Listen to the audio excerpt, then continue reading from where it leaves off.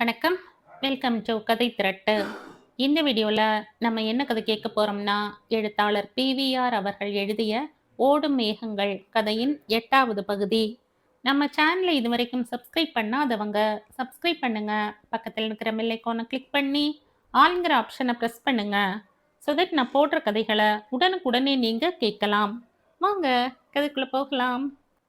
ஸ்ரீதர் கூடை நாற்காலி ஒன்றில் உட்கார்ந்த சிகரெட்டை எடுத்து அப்புவிடம் நீட்டினான். நான் ஸ்மோக் பண்ணுவதில்லை என்ற அப்போ, நாளைக்கு கல்யாணமானால் நாதனின் சொத்தில் பாதி வந்துடுமே. ரெட் ஹவுஸில் ஒரு நாள் கண்ணனுக்கு ரெட் ஹவுஸே ஒரு நாள் கண்ணனுக்கு சொந்தமாகிவிடும். தம்முடைய தங்கை காதலித்து கல்யாணம் செய்து கொண்டாள் என்ற ஒரு காரணத்துக்காக அவளை அடியோடு வெறுத்தவர் அல்லவா இந்த நாதன்.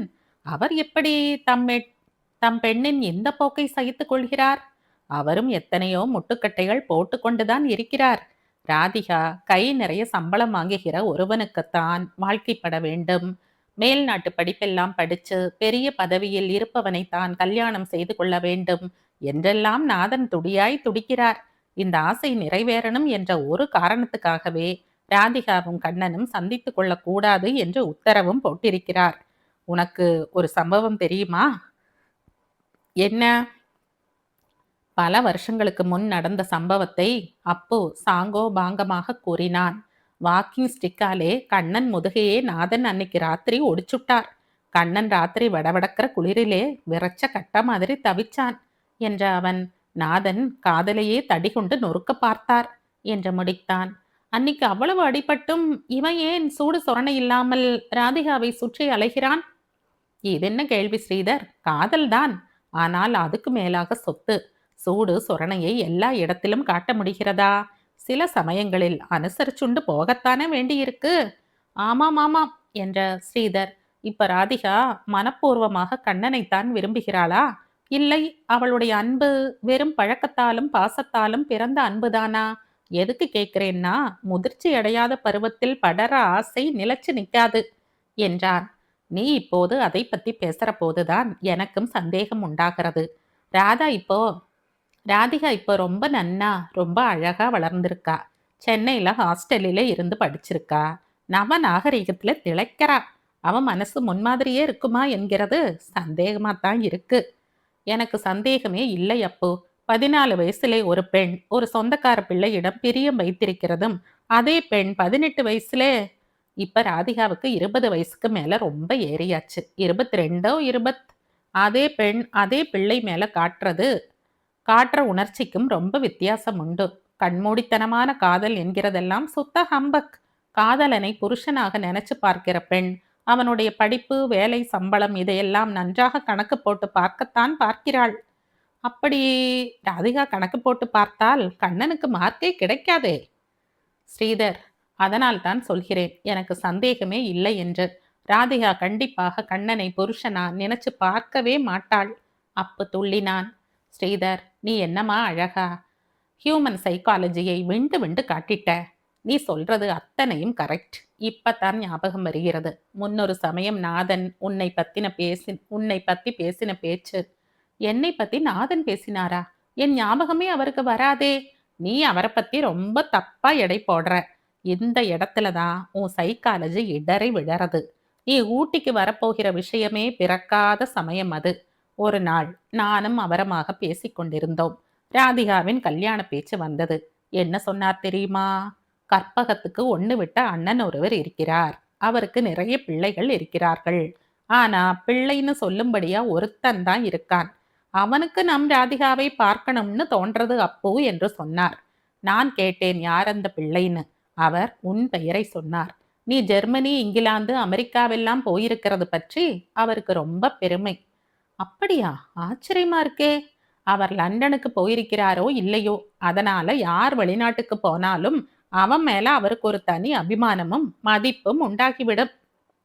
எனக்கு அவரை சந்தித்தாகணும். ராதிகாவையும் பார்த்தாகணும். பார்க்கலாம். ஆனா அவங்க 2 பேர்கிட்டேயும் உன்னுடைய சிநேகிதிகளை பத்தி எல்லாம் சொல்ல ஆரம்பிக்காதே. பெர்மிட் பேச்சை எடுக்காதே. சிகரெட் கூட பிடிக்காதே. என்ன அப்போ எனக்கு உபதேசம் செய்யற? பம்பாயிலேயே நான் ஒரு சிநேகிதியை பற்றி இன்னொரு சிநேகிதியிடம் பேச மாட்டேன். எப்போ பார்க்கிறது, இந்த பாழாய் போன கண்ணன் முடியாதுன்னு சொல்லி ஜீப்பையும் எடுத்துக்கொண்டு போய்விட்டானே. அந்த ஓட்டை ஜீப்பிலேயே ராதிகாவை பார்க்க போவார்கள்? கண்ணன் தானே அழைத்து கொண்டு போகணும். யார் சொன்னார்கள்? அப்பு இருக்கிறான். இந்த ஜன்மத்தில் கண்ணன் அழைத்து கொண்டு போக மாட்டான். நாதன் வீட்டுக்கு நீ போகணும்னு சொன்னதுமே அவனுக்கு ஆத்திரம் பீரிட்டு கொண்டு வந்ததே. ஏன்? பொறாமை. நான் எங்கே சொன்னேன்? அப்புதான் சொன்னான்னு வச்சுக்கங்களேன். கண்ணன் ஆத்திரத்தை கொட்டினானே. Yes yes, you are correct Appu. எனக்கு ராதிகாவை பார்க்கணும் என்கிற ஆசை விஷமா ஏறிண்டு வர்றது. அந்த ஆசையை பூர்த்தி செய்யறதை விட அப்புவுக்கு இந்த ஊட்டியில வேறு என்ன வேலை? இன்னைக்கு ராத்திரியே அப்பு போய் சொல்லி விடுவான், நாளைக்கு சாப்பாட்டுக்கு ஸ்ரீதர் வரப்போகிறான்னு. போதுமா? ரொம்ப தேங்க்ஸ் அப்பு. அப்போ கிளப்பிலே மெம்பரா சேருவதற்கு கிளம்புவோமா? கிளப்பை பத்தி அப்புறம் யோசிக்கலாம். நீ இப்போதே போய் ராதிகாவையும் நாதனையும் சந்திச்சு நான் வந்திருக்கிற விஷயத்தை சொல்லு. நாளைக்கு வரேனும் சொல்லு. சரி, அப்போ பெர்மிட்டுக்கு இன்னொரு நாள் போய்கொள்ளலாம் இல்லையா? ஆமாம், அவசரம் இல்லை. எப்படி இருக்க முடியும்? இப்போதைக்கு தான் ஒரு விஷயம் திடீர்னு கிடைச்சுட்டதே. இப்படி சொன்ன அப்போ தனக்குள் சிரித்து கொண்டே சைக்கிளை எடுக்க சென்றான். லேசாக தூறலும் ஆரம்பித்தது. அதன் சுகத்தில் பாடிக்கொண்டே அப்போ ரெட் ஹவுஸை நோக்கி விரைந்தான். எவ்வளவு நேரம்தான் நாதன் தம்மையே இழந்து உட்கார்ந்திருந்தாரோ அவருக்கே தெரியாது. பொறுமையையும் சாந்தத்தையும் தவிர வேறு எதையும் கண்ணனுடைய முகத்தில் கண்டிராத அவர் முதலாக கோபத்தையும் ஆத்திரத்தையும் கண்டுவிட்டார். இதுவரையில் அவருடைய காதுக்கு ரம்யமாக மனதுக்கு இசைவாக பேசி வந்த அவனுடைய நாக்கு கனலை கக்கிவிட்டது. அதனுடைய சூட்டில் அவர் வெந்து போனார். நினைக்க நினைக்க தவறு செய்ததெல்லாம் தாமே என்ற உண்மை அவருக்கு புலப்பட்டது. தம்முடைய சுடு சொற்கள் ஏன் மனதின்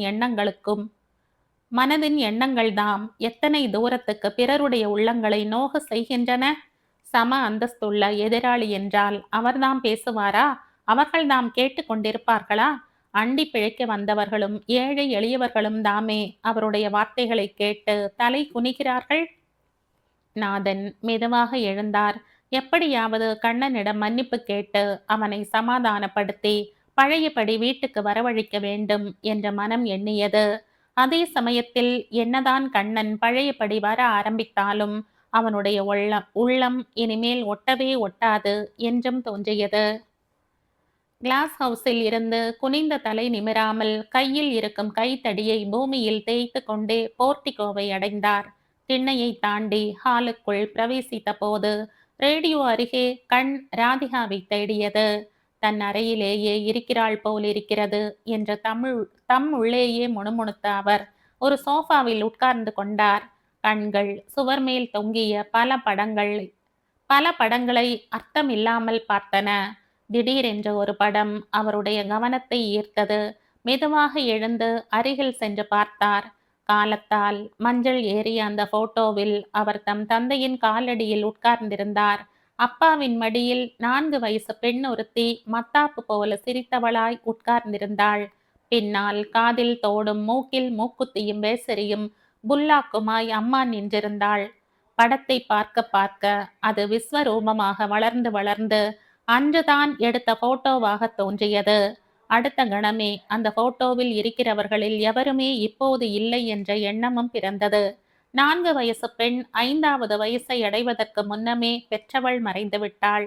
பெண்ணை வளர்த்து பெரியவளாக்கி சாகிற கட்டத்திலும் அவளுடைய பிடிவாதத்தை அனுபவித்து அதற்கு ஈடு கொடுக்க முடியாமல் தவித்து கொண்டு நிம்மதி இல்லாமல் பிராணனை விட்ட தந்தையும் இப்போது இல்லை. 4 வயசு பெண் சீதா இப்போது எங்கே இருந்தாலும் அவருக்கு இல்லாதவளாகிவிட்டாள். போட்டோ மஞ்சள் ஏறி மங்கி கிடந்தாலும் அது தன்னுடைய நித்தியத்துவத்தில் பிறருடைய அநித்தியத்துவத்தை படம் பிடித்து காட்டிவிட்டது. இன்னும் கொஞ்ச காலத்தில் பெற்றோர் சென்ற வழியிலே அவரும் போய்விடுவார். இந்த போட்டோ இன்னும் தன்னுடைய பழமையில் திளைத்து கொண்டு மஞ்சள் பிரகாசத்தில் இருந்து கொண்டே இருக்கும். கண்ணில் நீர் மல்க அவர் படத்தை மீண்டும் பார்த்தார். திடீரென்று இதுவரை மனதை தொட்டிராத காட்சி கண்ணில் பட்டது. தந்தையின் மடியில் உட்கார்ந்திருந்த சீதாவின் கால்களில் ஒன்று நாதனுடைய தோளில் உராய்ந்து கொண்டிருந்தது.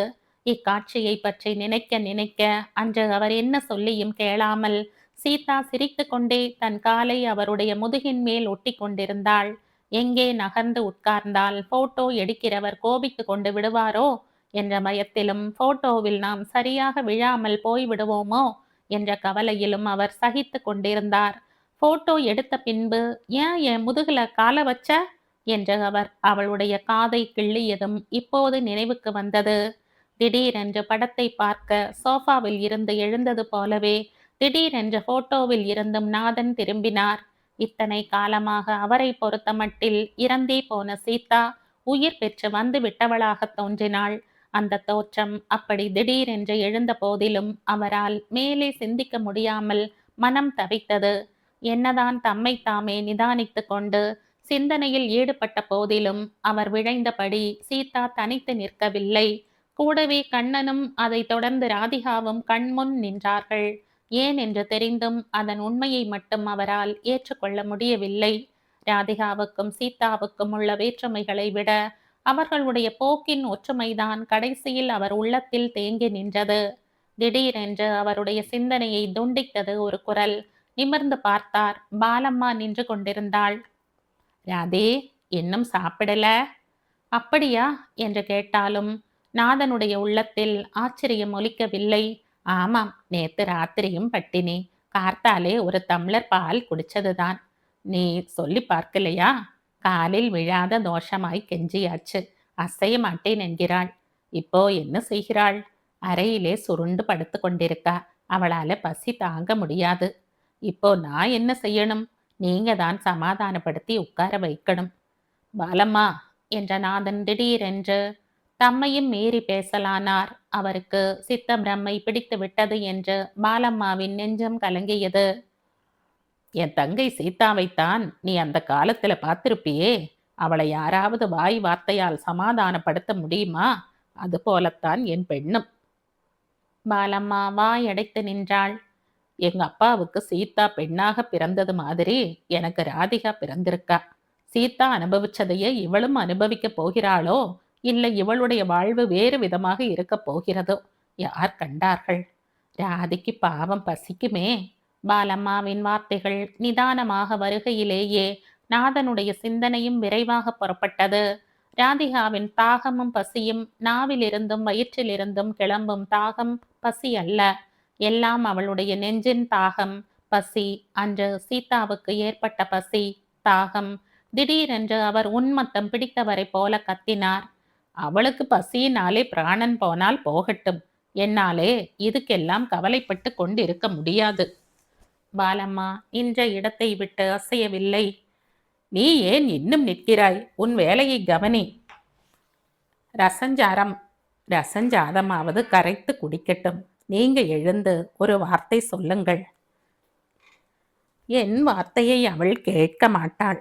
அப்போ என்ன செய்யறது? அதுதான் சொன்னேனே, பசியினாலே பிராணன் போகட்டும்னு.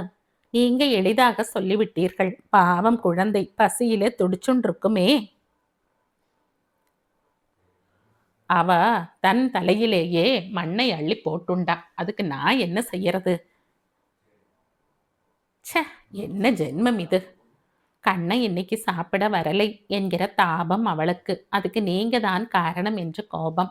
அவள் அப்படி நினைக்கிறது சரியோ தப்போ, நீங்க 2 வார்த்தை சொன்னா சரின்னு சாப்பிட வந்தாலும் வருவாள்.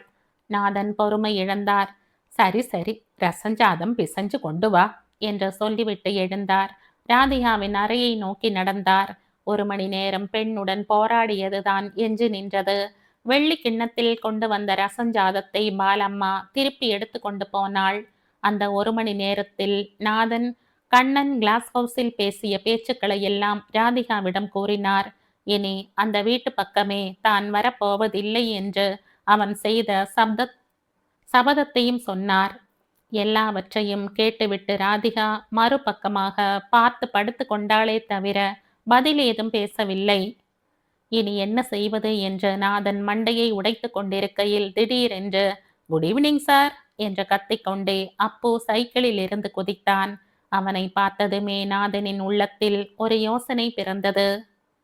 சைக்கிளில் இருந்து குதித்த அப்பு நாதனுடைய முகத்தை பார்த்ததுமே ஏதோ விபரீதம் நடந்திருக்கிறது என்று யோகித்து விட்டான்.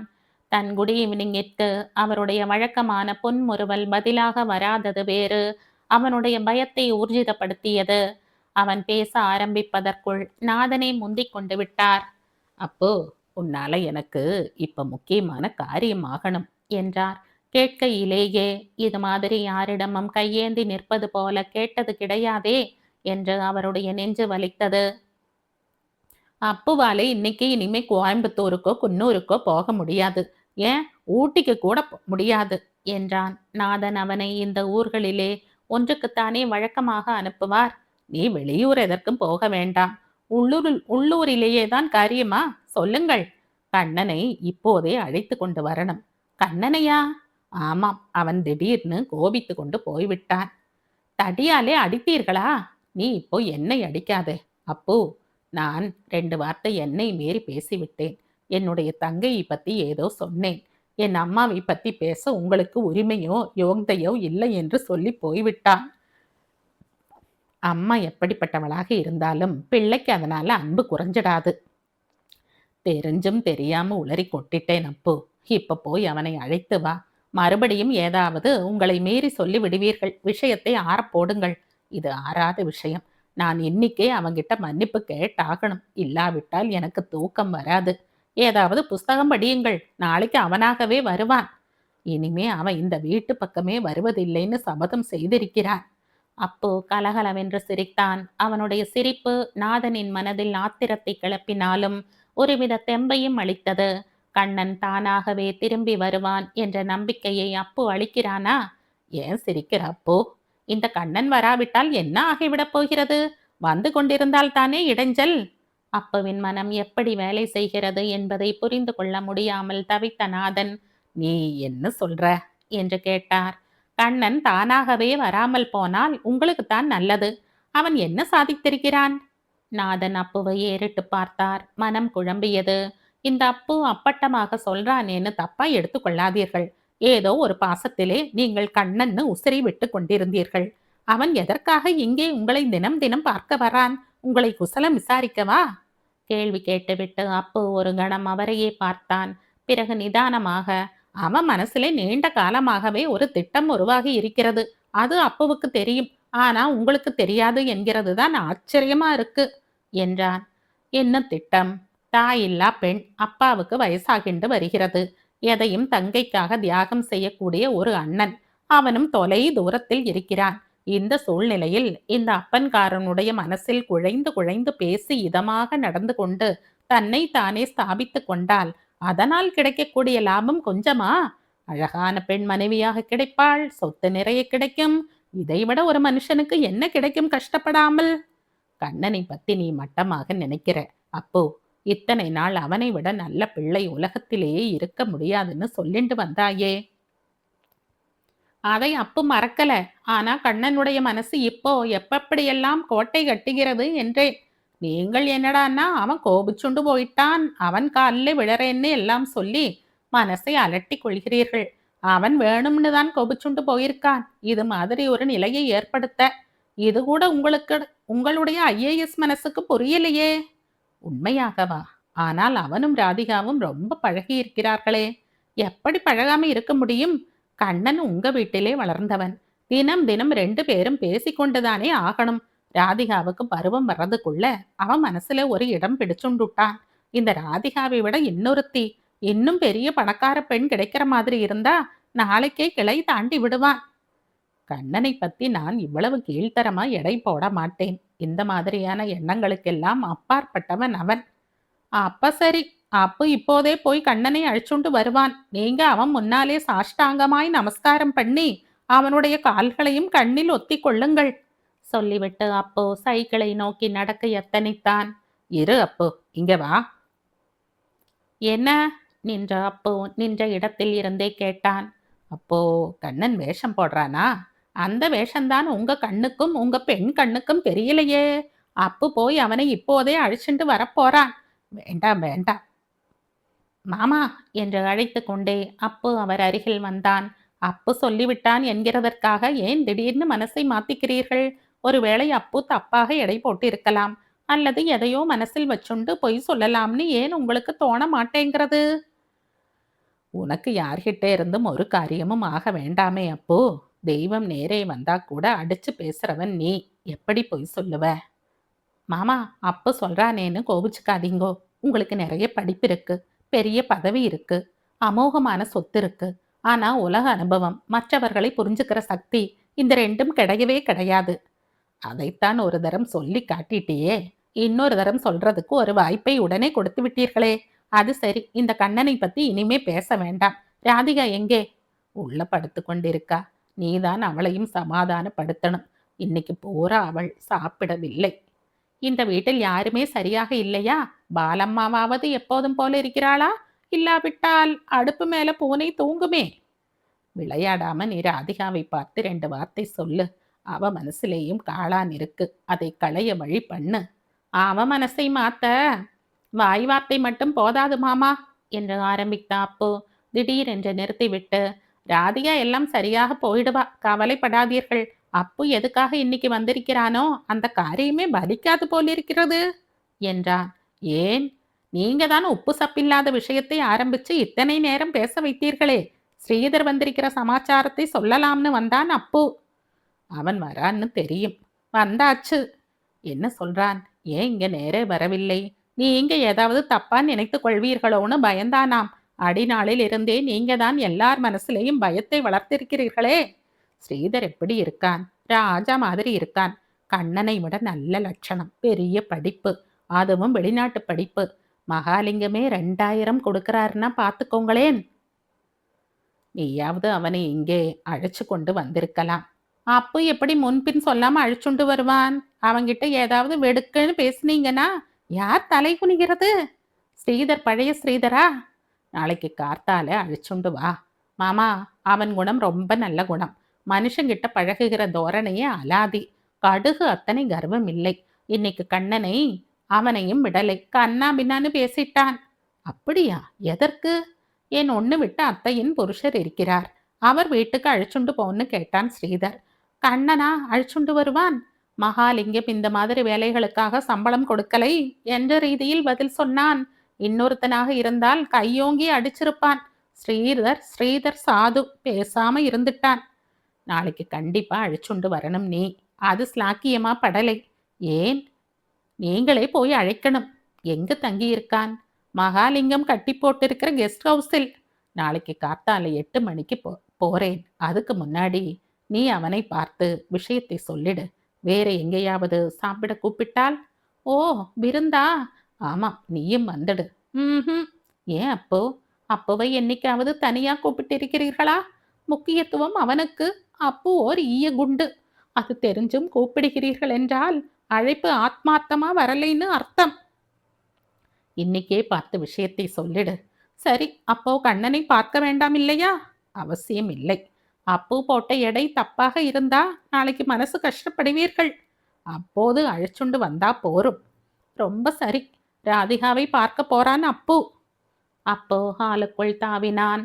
அவனையே பார்த்து உட்கார்ந்திருந்த நாதன் தன் மனதில் இருந்து ஒரு பெரும் பாரம் இறங்கிவிட்டதாக எண்ணி சமாதானம் அடைந்தார். ஸ்ரீதரை பற்றி சிந்தனை ஆரம்பித்தது. அது அர்த்தம் இல்லாமல் ஓட ஓட என்றுமே அனுபவித்திருக்காத திருப்தியும் பிறக்கலாயிற்று. ஆனாலும் இடையிடையே உள்ளம் கண்ணனை நினைத்து கேவுவதையும் உணர்ந்தார். ஹாலுக்குள் தாவின அப்போ பக்கத்து அறையை கடந்து ராதிகாவின் அறையின் முன் வந்து நின்றான்.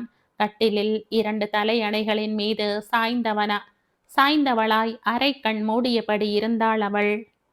தான் நின்று கொண்டிருப்பதை அவள் இன்னும் உணரவில்லை என்று கண்டு கொண்ட அப்போ அவளை கூர்ந்து நோக்கினான். விளக்குழியில் அவளுடைய முகம் சுருங்கி கிடந்தது. உதடுகள் அடிக்கடி ஏதோ முணுமுணுப்பது போல் அசைந்தன. முகமெல்லாம் மனவேதனை பிரதிபலிப்பதாக நினைத்தான் அப்போ. இதற்கெல்லாம் யார் காரணம்? தாயில்லாத பெண்ணாக வாழட்டும் என்று போன கற்பகம், அல்லது தமது கற்பனையில் எழுந்த திட்டப்படியே அவளை இதுவரையில் வளர்த்து அதனால் தாமும் ஏமாந்து அவளையும் ஏமாற்றும் தகப்பனாரா? இல்லை பிழைக்க தெரியாத கண்ணனா? ராதிகாவின் பிஞ்சு போன்ற வதனம் எப்படி கருகிவிட்டது என்று தனக்குத்தானே கேட்டுக்கொண்ட அப்புவின் மனதில் திடீரென்று ஒரு யோசனை உதித்தது. அடுத்த கணம் அவன் சமையல் கட்டை நோக்கி நடந்தான். பாலம்மா, அப்பு வந்திருக்கிறான். சமையற்கட்டிலேயே உட்கார்ந்து காஞ்சி காமாட்சியின் தோத்திர பாடல்களை படித்து கொண்டிருந்த பாலம்மா ஏறிட்டு பார்த்தாள். அவள் முகம் ஆச்சரியத்தை கொட்டியது. இதுவரையில் அப்போ சமையற்கட்டுக்கு வந்ததே இல்லை. என்ன பாலம்மா அப்படி பார்க்கற? ஒண்ணும் இல்லை அப்பு. சௌக்கியமா இருக்கியா? சௌக்கியத்துக்கு என்ன குறைச்சல்? ராதிகா சாப்பிட்டாளா? இல்லை. ஏன்? அடம் பிடிக்கிறாள். எதுக்கு? எதுக்கானால் என்ன? உன்னாலும் என்னாலும் அவளை சமாதானப்படுத்தி சாப்பிட வைக்க முடியாது. அவளுடைய அப்பாவாலேயே முடியலை. அவர் சாப்பிட்டாரா? ம். நீ சாப்பிட்டியா? என்னால பசி தாங்க முடியாது. தாங்க வேண்டாம், தாங்க வேண்டாம். அது சரி, வீட்ல தக்காளி பழம் இருக்கா? இருக்கு. குளுக்கோஸ் இருக்கா? இருக்கு. சரி, 5-6 பழத்தை நன்னா பிழி. 2 ஸ்பூன் குளுக்கோஸ் போடு. அப்போ கேட்டு வாங்கி சாப்பிடுகிறவன் தான் என்று பாலம்மாவுக்கு தெரிந்திருந்தாலும் தக்காளி ரசமும் குளுக்கோஸும் கேட்பது ஆச்சரியமாக இருந்தது.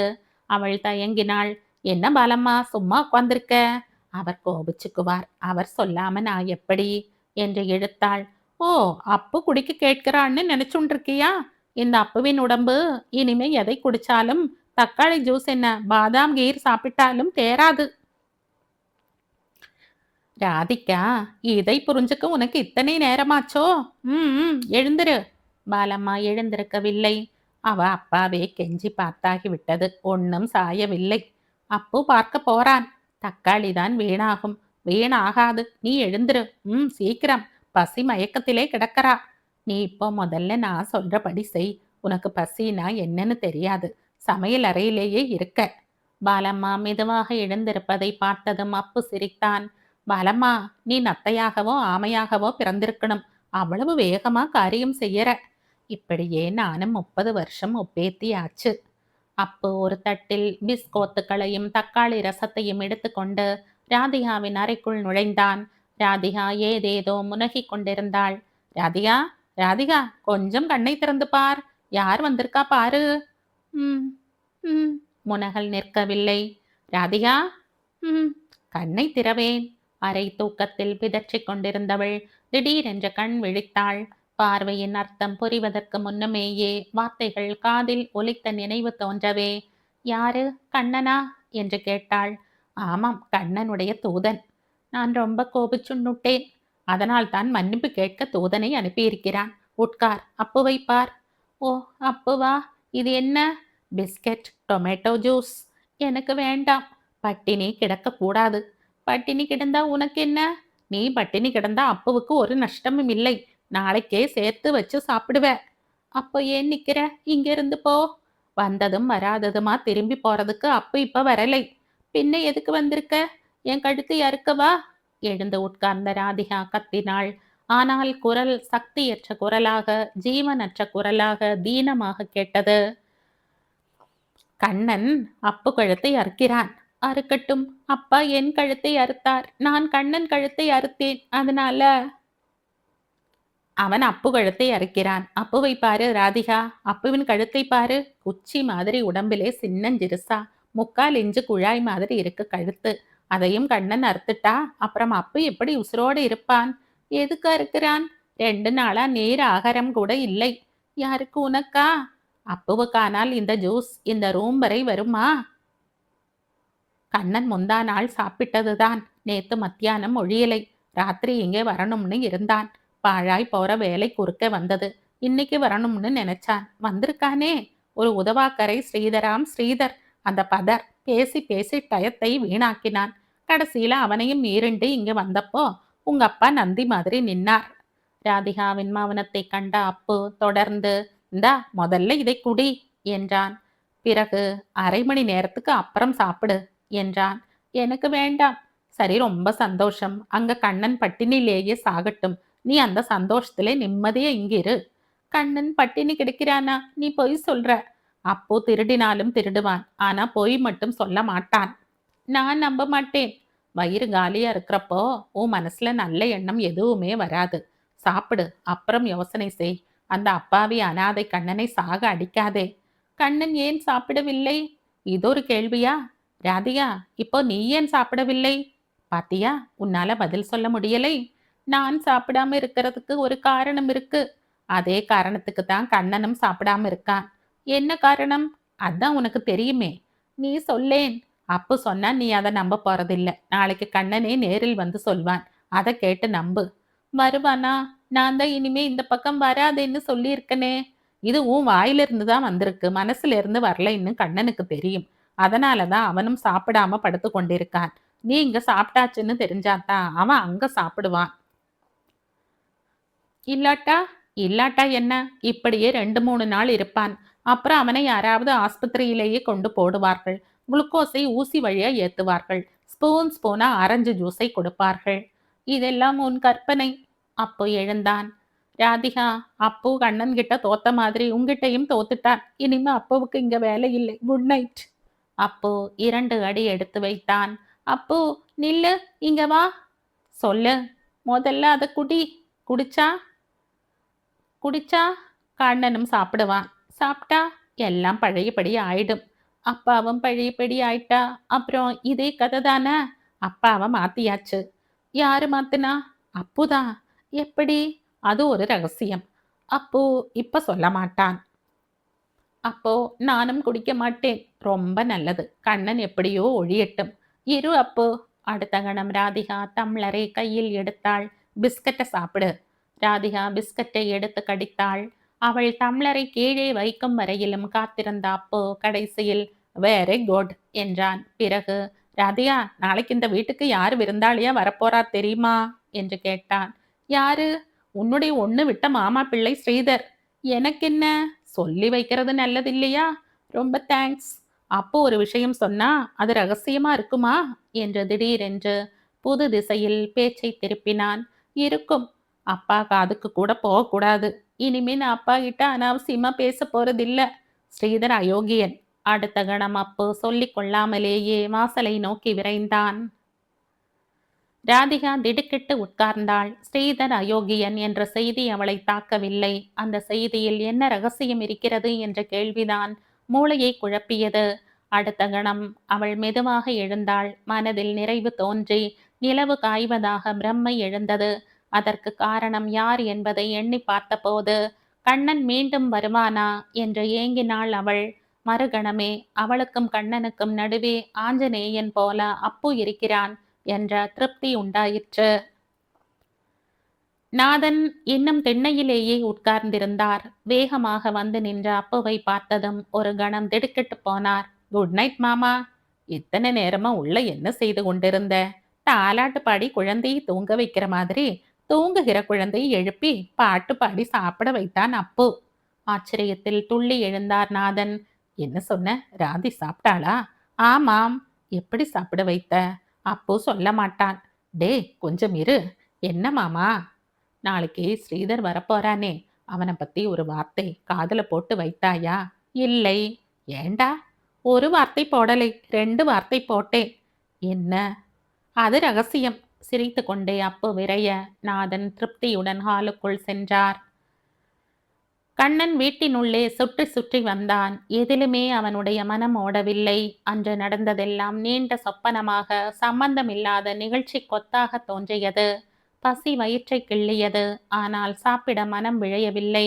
ராதிகா ராதிகா அவனை தூக்கி எறிந்து பேசியது அவனுடைய மனதை தாக்கவில்லைதான்.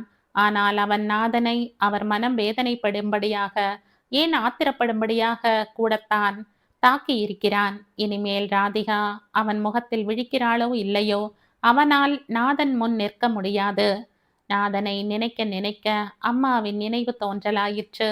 இனி ஊட்டி மண்ணில் கால் வைக்க மாட்டேன் என்று அவனுக்கு கடைசியாக எழுதிய கடிதத்தில் அவள் சபதம் செய்திருந்தாள். இந்த சபதத்தில் அவனுக்கு நம்பிக்கை இல்லாமல் போனாலும் அவள் தன்னை விட்டு வெகு தூரம் போய்விட்டாள் என்ற எண்ணம் உண்டாகி நெஞ்சே அழுத்தியது.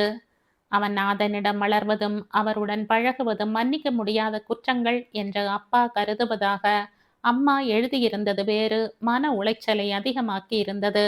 டில்லியில் அவனுடைய அண்ணனுடன் இருக்கும் பெற்றோர்கள் ஏன் இப்போது ஓர் உறவுக்கு முறிவாக வாய்த்திருக்கிறார்கள்? அம்மா, அப்பா, கண்ணன், நாதன், குமார், ராதிகா எல்லோரும் ஒருவர் பின் ஒருவராய் கண்முன் வந்து போனார்கள்.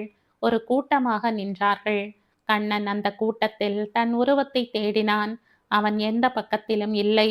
கடைசியில் அவனுடைய உட்குரலே காதில் ஒலித்தது. ஒரு உருவம் எதிரில் வந்து கொண்டிருந்தது. அவன் திடுக்கிட்டு பார்த்தான். உடல் நடுங்கியது. பார்த்த உருவம் அவனுடையதேதான். எத்தனை நேரம்தான் அவன் அப்படி தன்னையே இழந்து உட்கார்ந்திருந்தானோ அவனுக்கே தெரியாது. திடீரென்று கால் ஓசை ஒன்று அவனை தட்டி எழுப்பியது. அதைத் தொடர்ந்து கண்ணா என்ற குரல் கேட்டது. யாரு? அப்புவா? ஆமாம். இருட்டுல என்ன பண்ற? விளக்கு போட்டால் கரண்ட் செலவு ஆகும்னு மிச்சம் பிடிக்கிறாயா? கண்ணன் மெதுவாக எழுந்து விளக்கை போட்டான். இந்த கதையின் தொடர்ச்சியை அடுத்த பதிவில் கேட்கலாம். நன்றி.